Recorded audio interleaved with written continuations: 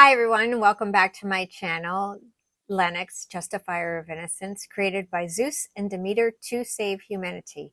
I'm here as the author and creator, and I want to apologize for the very informal backdrop. I normally shoot all my videos in my studio space, but currently because of my current work situation, which I did a life update video for you guys so that you're aware of what's going on.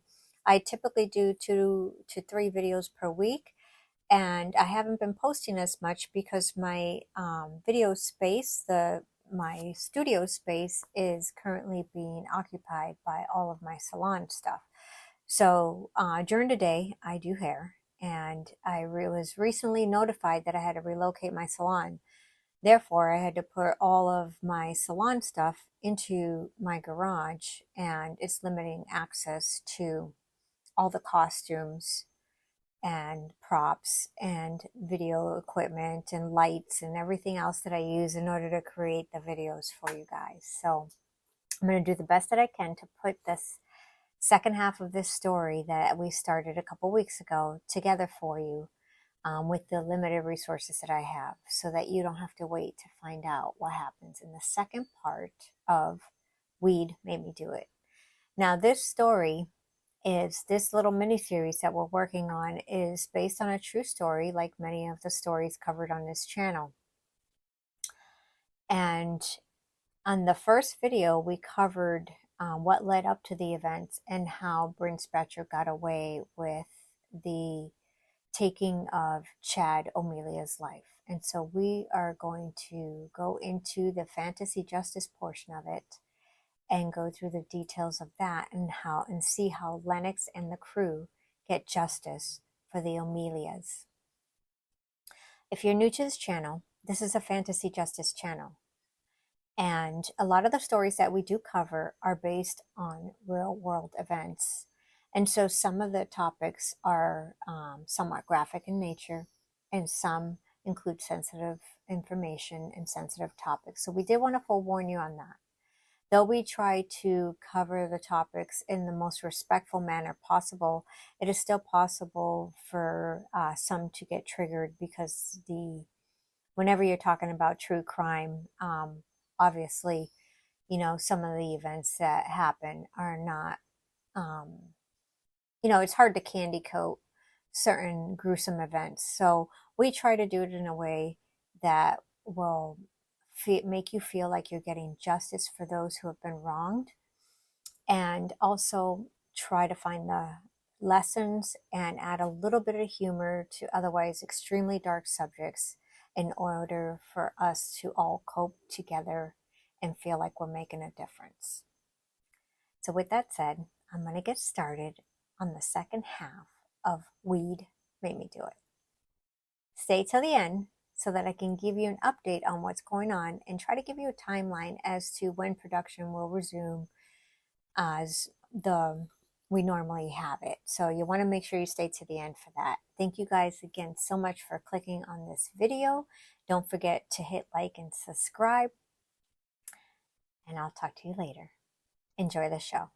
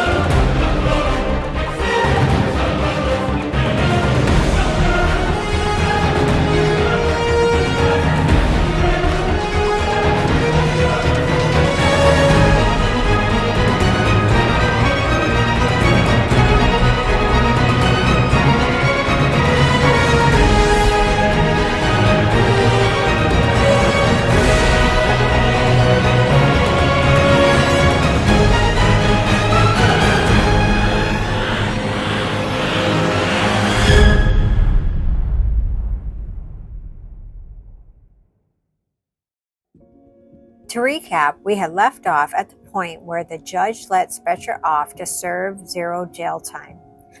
The family of Chad O'Malley is devastated on all accounts. Not only did they lose their son in a gruesome, unprovoked, violent attack, but they were mentally tortured by the long, tedious, cumbersome judicial process, only to be failed by it in the end. Not only was justice not served for O'Malley, but he was defamed by the perpetrator, her legal team, and her family. Spejcher walked out of court that day a free woman with a 2-year probation and some community service for a taking of 2 lives, O'Malley and the dog, while engaging in an irresponsible act of consuming cannabis. This did not sit well with Lenox or Mr. Buddy. Amalia got the details Lenox needed to locate Spejcher and her legal team, and that of the judges. Lenox decided it was best to contact all of them under false pretenses and pretend like they were conducting research for a documentary. Spejcher jumped at the opportunity, as well as her legal team. Now we just have to see about the judge. Ogard and Leska went to help Lenox. They were going to pose as the interviewers for this said documentary. Ogard and Leska were going to have them all come to the same location so that Lenox could punish them all at once. You see, this cannot go unpunished. Her legal team stated that she has been punished by having to live with what she did. That's the wrong answer.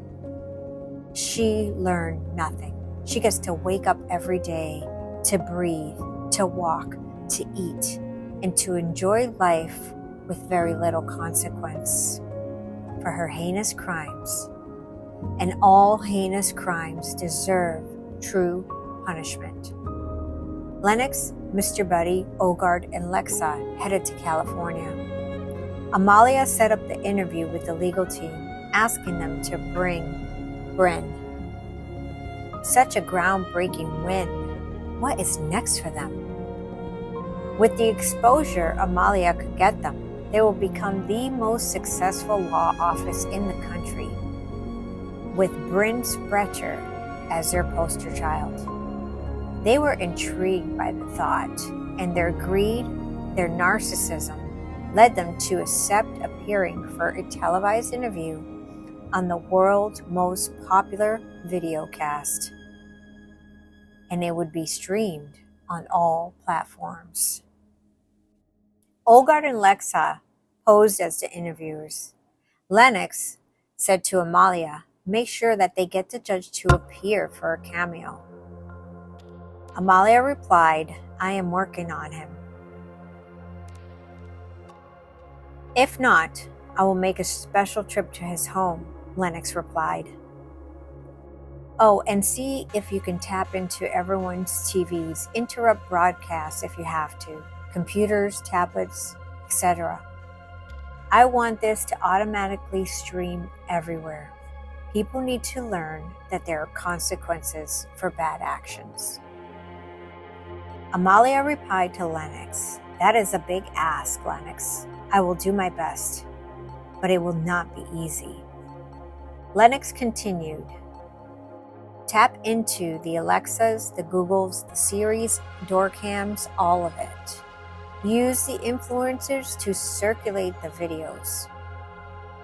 That's a great idea, Lenox. I think I can get into all of them, with the exception of Apple. That's going to be tricky. True, but we can get the rest. Oh, and tap into the Amber Alert system. Send a link to the broadcast when it's time for it to begin. We want to send out a clear message. Amalia immediately began to work on Lenox's request. Now that the world knows of Lenox, we can let the world know and to see what happens firsthand when you commit evil acts on innocent victims.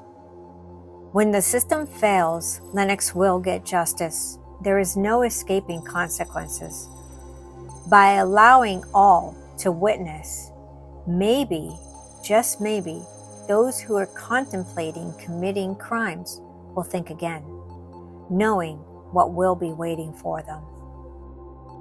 While we are on this mission, have the crew research these types of crimes. Crimes involving cannabis use.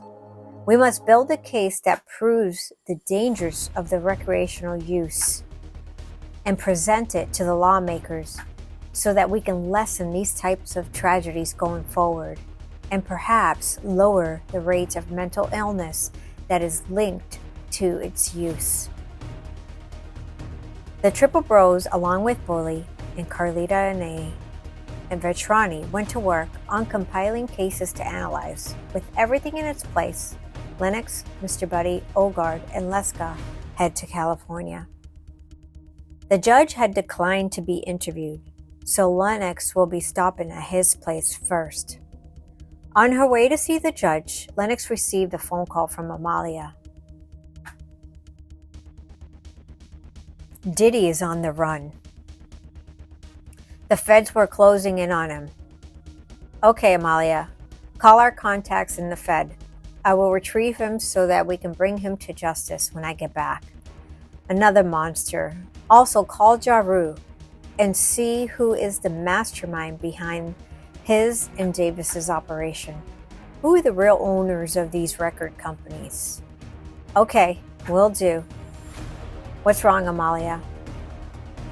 Well, there's more things happening, Lenox. The Baltimore Bridge has been taken down.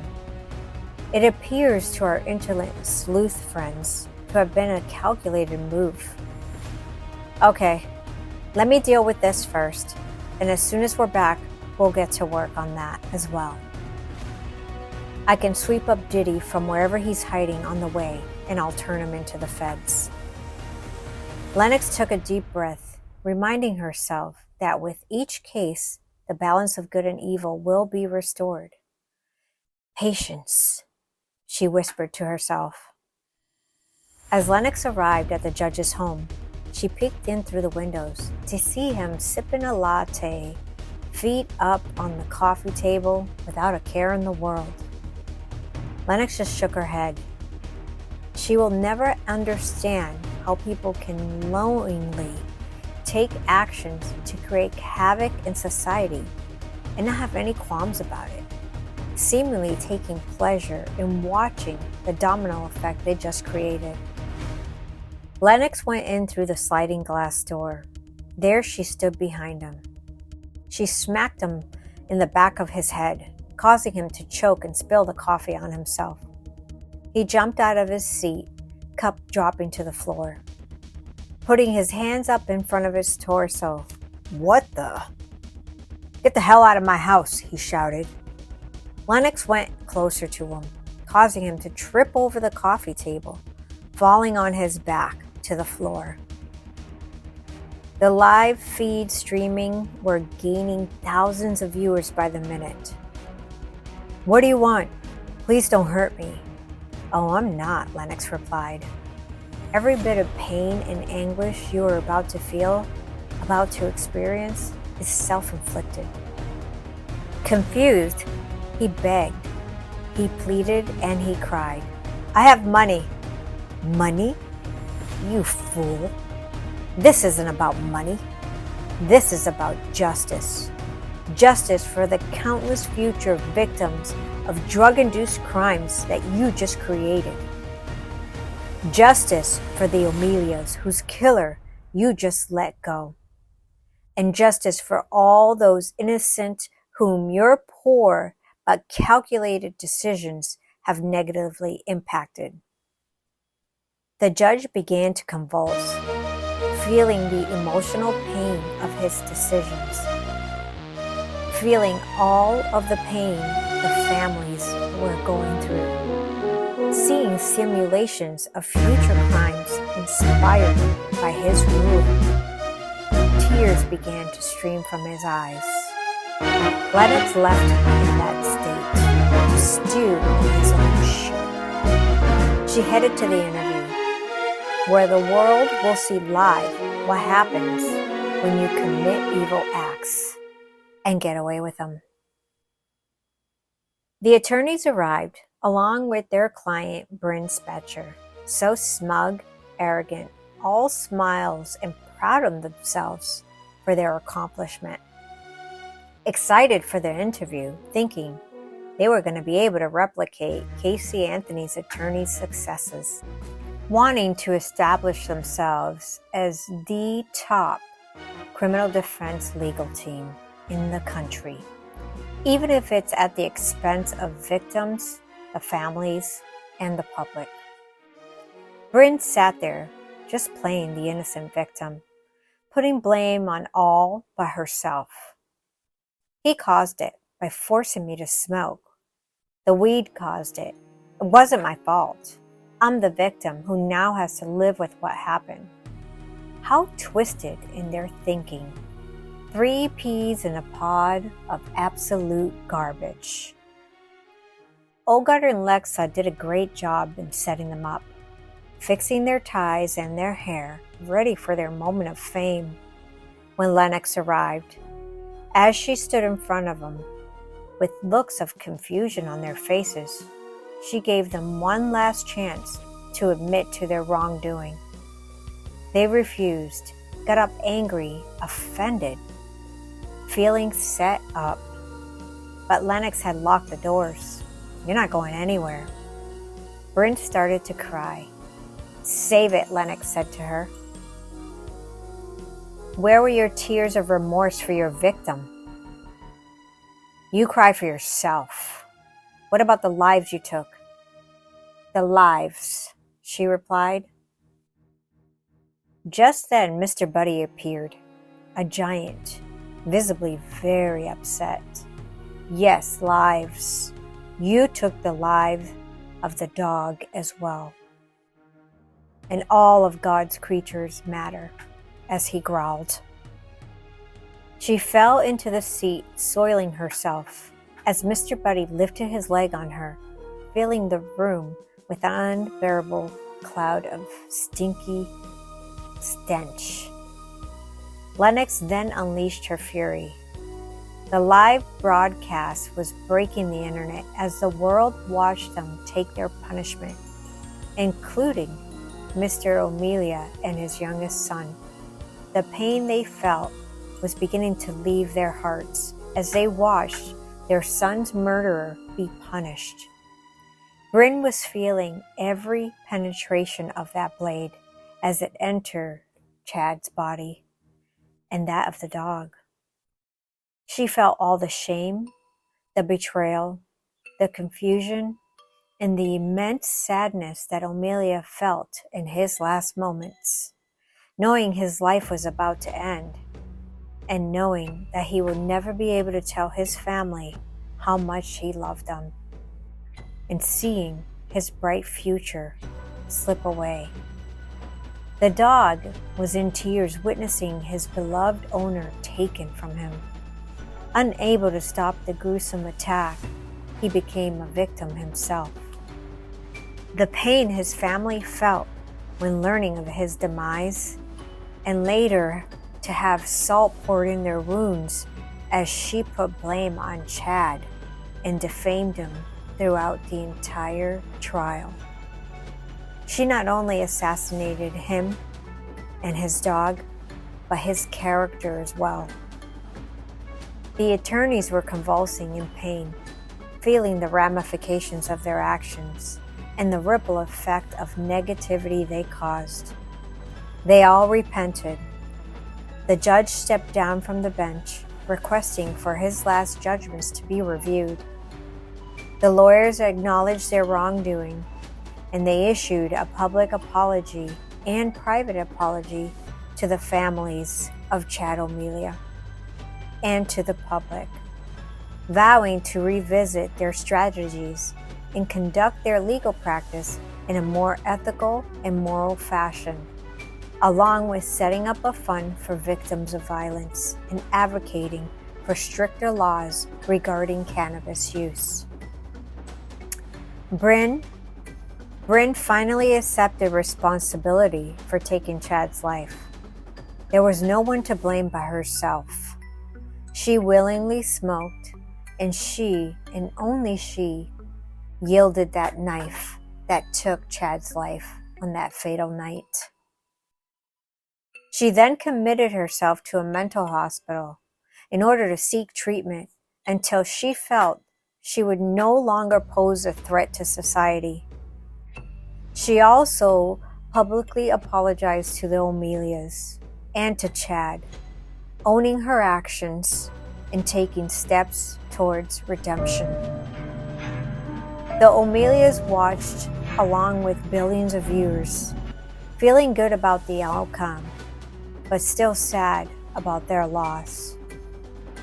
But something changed, and it was a restored hope and renewed faith in humanity, knowing that true justice will always be served. Lenox turned to the cameras.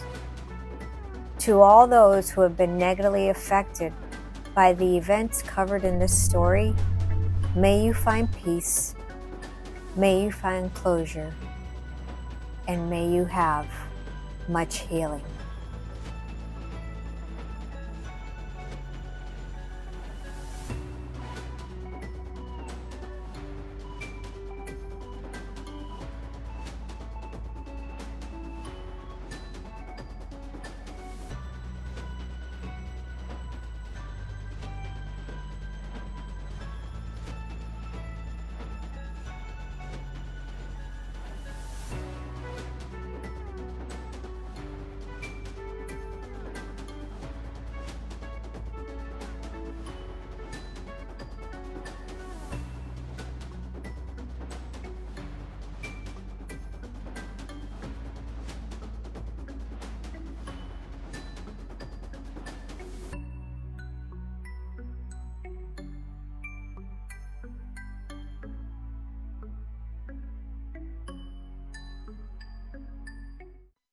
So that is going to conclude the second half of Weed Made Me Do It.